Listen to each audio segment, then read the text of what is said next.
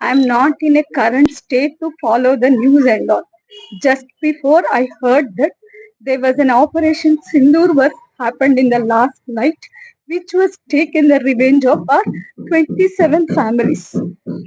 The name itself is telling that Operation Sindoor. Sindoor means we all lost our husbands. That thank to Modi that we are so innocent people, but we lost our lives. నేను పొద్దున్న లేచిన తర్వాత నేను operation Sindoor అనేది చూశాను. నాకు అది చూసిన తర్వాత అనిపించింది, మోదీ గారు మా కోసం ఎంతో చేస్తున్నారు.